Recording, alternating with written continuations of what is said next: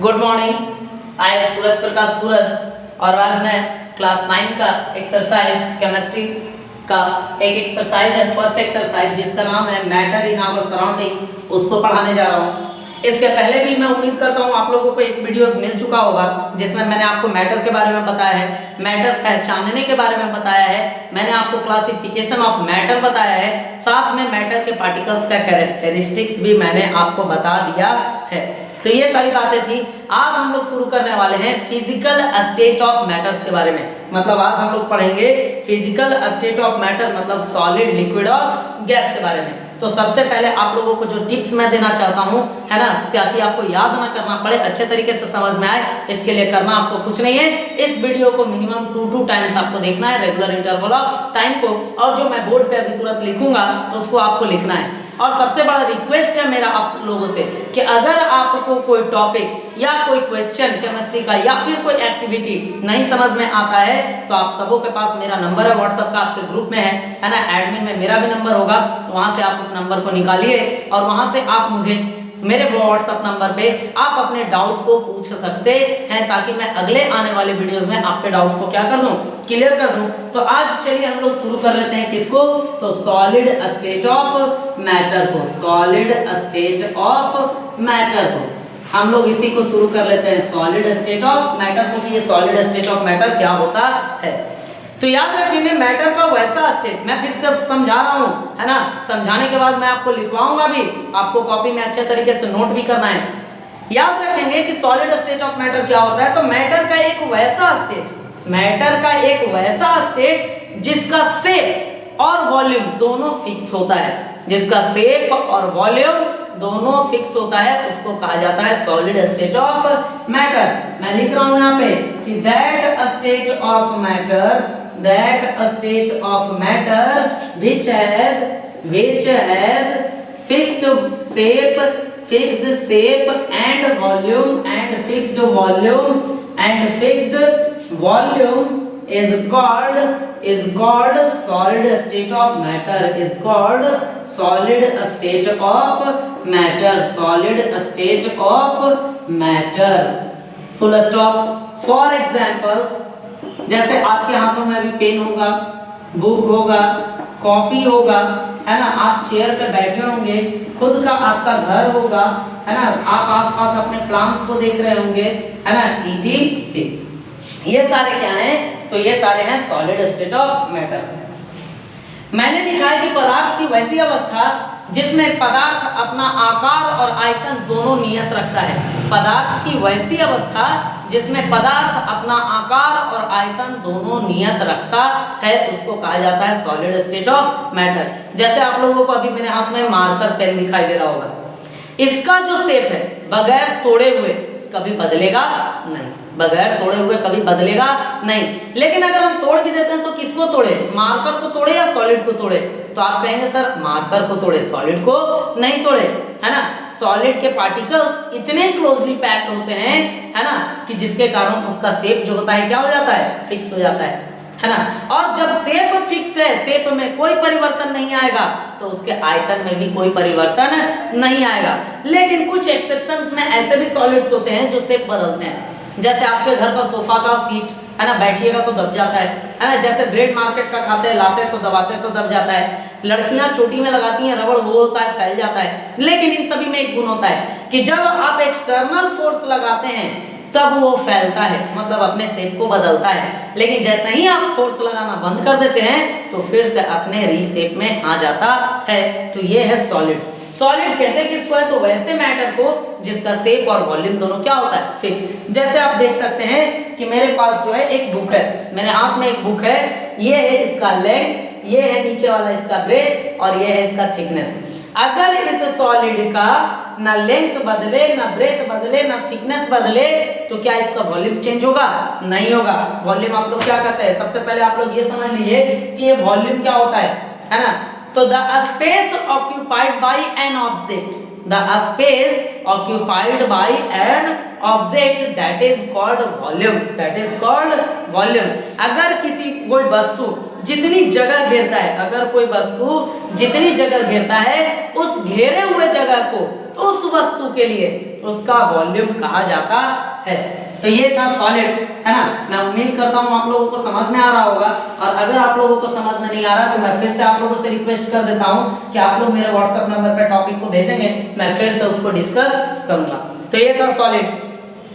अब देखिए इसका प्रॉपर्टीज है, properties of solid state of matter, properties of solid.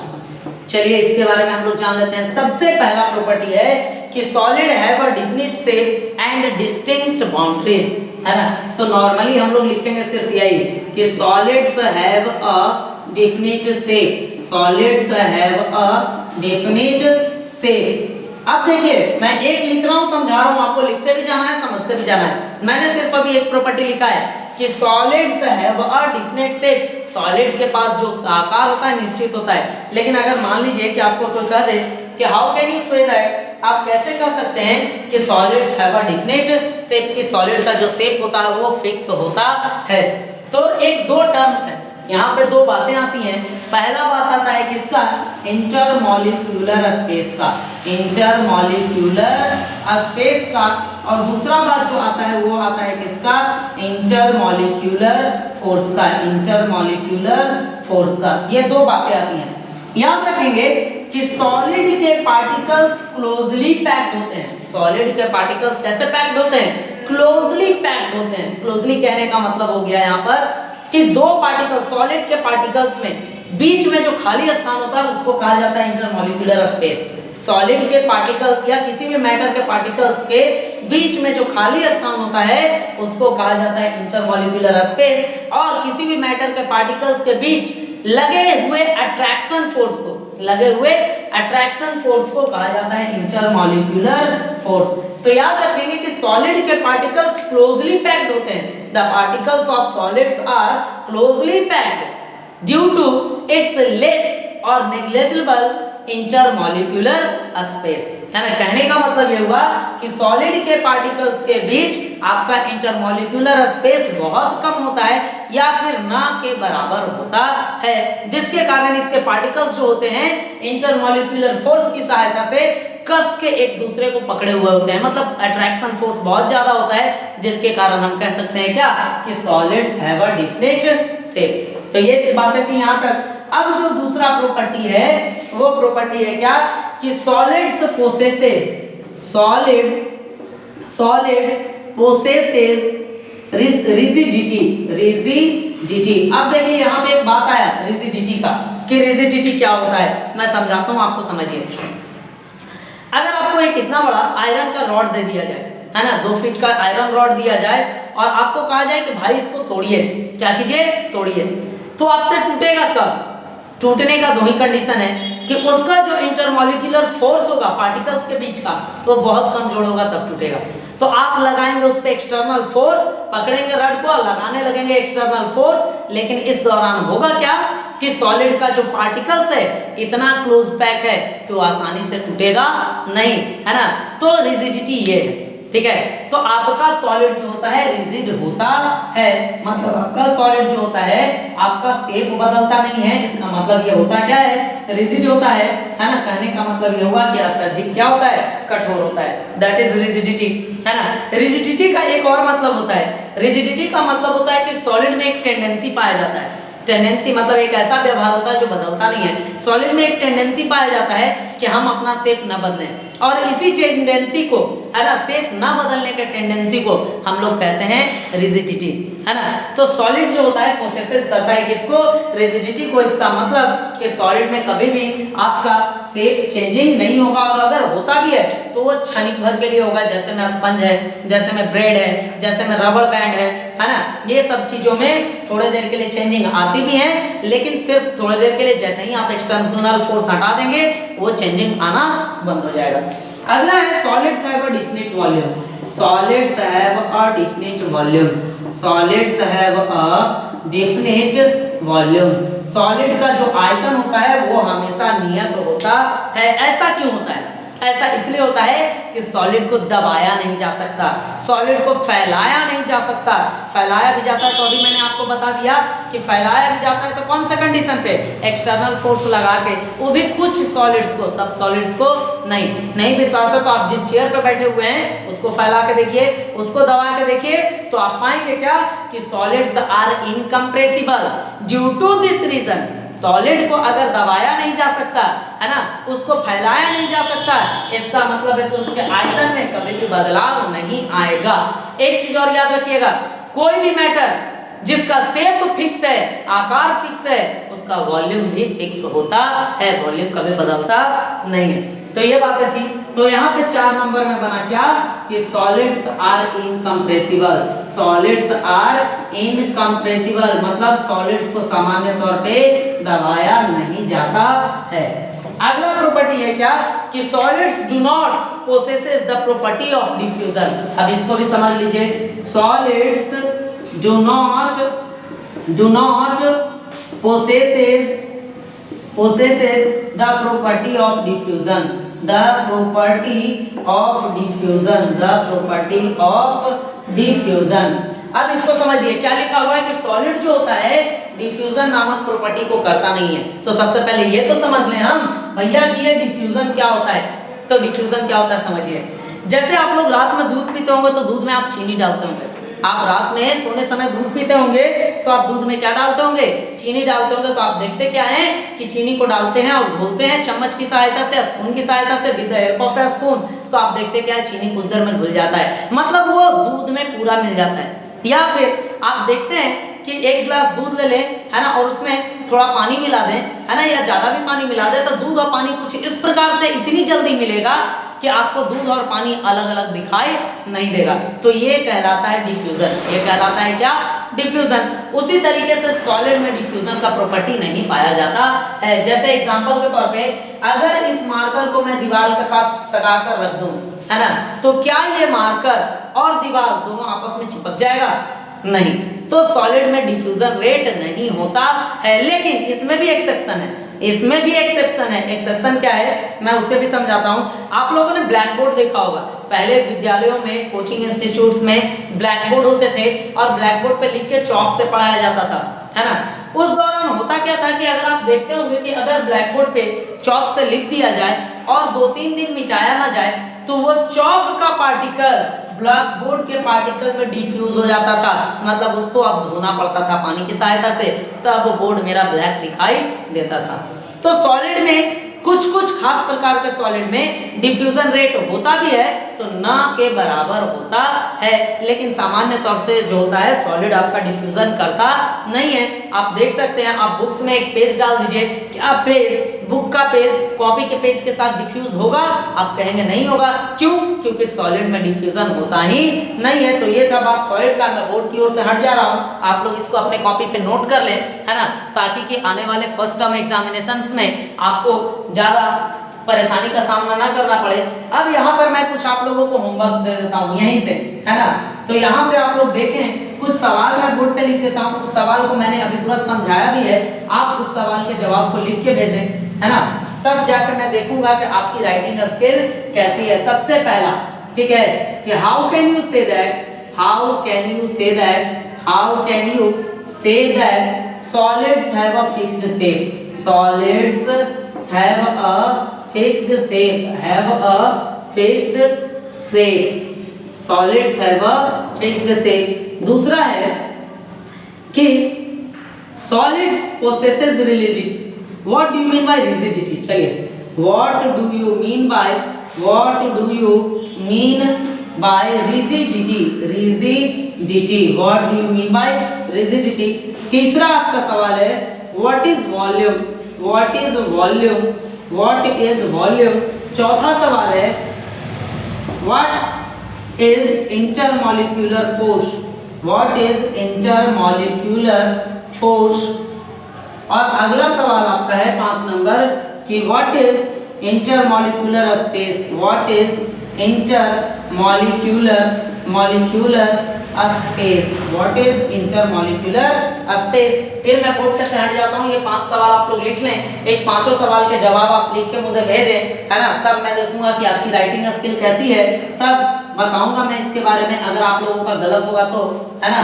और ये होमवर्क जो है आप लोगों को बनाना नेसेसरी है, स्कूल जब भी खुलेगा, है ना, और मुझे क्लास मिलेगा तो मैं उस दिन आपको मांगूंगा ये सारे चीज। चलिए तो अब मैं खुद ही बात करता हूँ इंटरमॉलिक्यूलर स्पेस का। इंटरमॉलिक्यूलर स्पेस या फिर इसी को कहा जाता है इंटर पार्टिकल स्पेस, या फिर इसी को कहा जाता है इंटर पार्टिकल स्पेस। आइए मैं इसके बारे में चर्चा कर लेता हूँ। कहा जाता है इंटरमॉलिक्यूलर स्पेस किसको कहा जाता है, हम लोग पहले इसको देख ले। तो मैटर के, हम लोग जानते हैं कि मैटर जो होता है बना हुआ होता है पार्टिकल से। हम लोग जानते हैं कि मैटर बना हुआ किस चीजों से होता है, तो पार्टिकल्स से बना हुआ होता है। तो मैटर के पार्टिकल्स के बीच में जो खाली जगह होते हैं, ब्लैंक स्पेसेज होते हैं, एम्प्टी स्पेसेज होते हैं, उन्हीं स्पेसेज को कहा जाता है इंटरमॉलिक्यूलर स्पेस।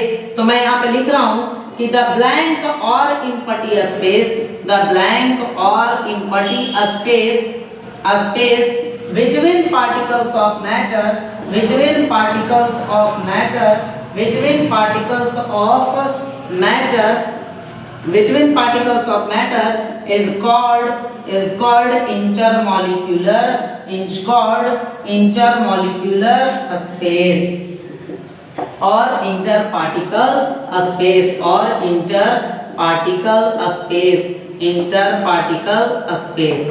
अगला जो है वो है intermolecular force, intermolecular force, intermolecular force.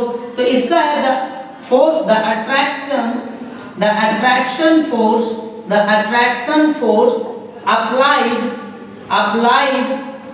By the particles, by the particles of matter, by the particles of matter towards each other, towards each other, towards each other is called intermolecular force, is called intermolecular force, intermolecular force।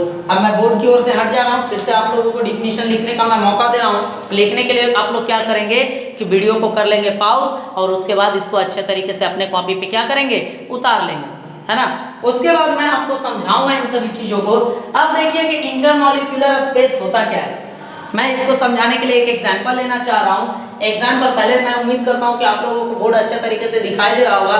साथ में आप लोगों को अगर कोई topic नहीं समझ में आ रहा हो तो बेझिझक आप मुझे उस टॉपिक को लिख के मेरे व्हाट्सएप पे भेजें, नहीं तो मुझे इस नंबर पे आप कॉल करके बता दें। मैं नंबर भी यहाँ लिख दे रहा हूँ, बहुत सारे बच्चों को मेरा नंबर पता नहीं होगा तो मैं नंबर भी एक बार लिख दे रहा हूँ यहाँ पर, है ना। इस नंबर पे आप मुझे मैसेज करें व्हाट्सएप पे और मैं उसके बाद आपको टॉपिक के बारे में फिर से अगले वीडियो में बहुत अच्छे से डिस्कस करने का कोशिश करूंगा।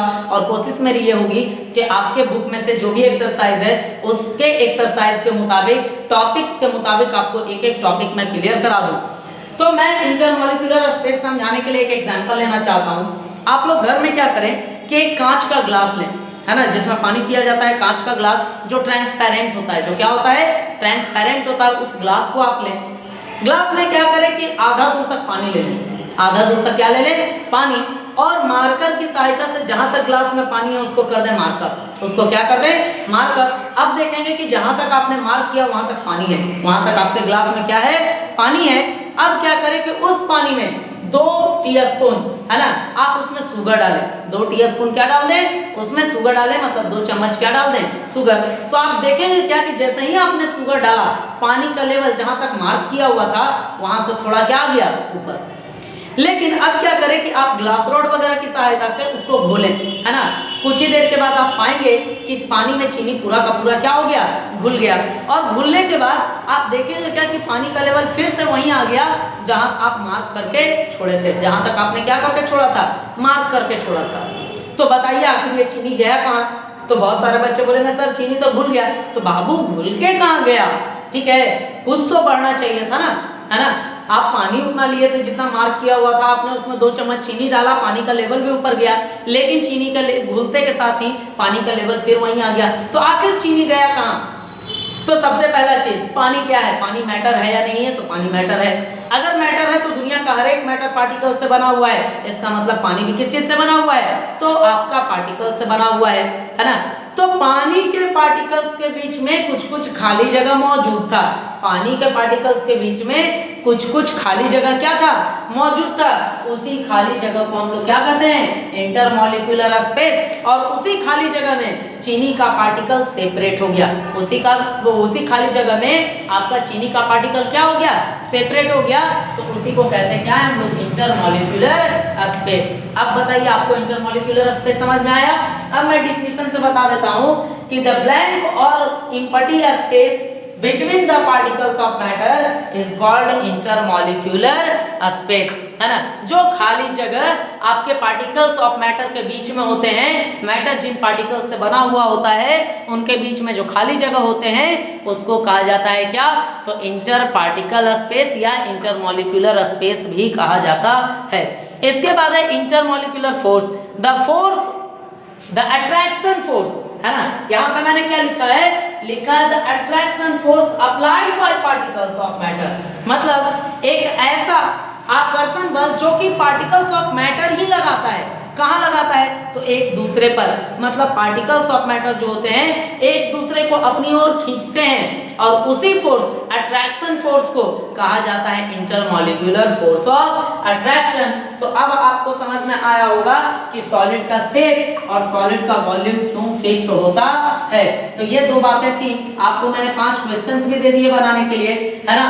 इसके बाद अब बात हम लोग करेंगे लिक्विड वगैरह की, लेकिन मैं जहां तक सोच रहा हूं कि पहले आप इतने को अपने बुक से देख लें, है ना। आप लोग वहां से टॉपिक खोजें, अगर आपके मन में कोई सवाल है तो आप व्हाट्सएप पे उस सवाल को भेजें ताकि आने वाले वीडियोस में हम उसकी चर्चा कर सकें। तो मैं उम्मीद करता हूं कि आप लोगों को इतना दूर समझ में भी आया होगा, है ना।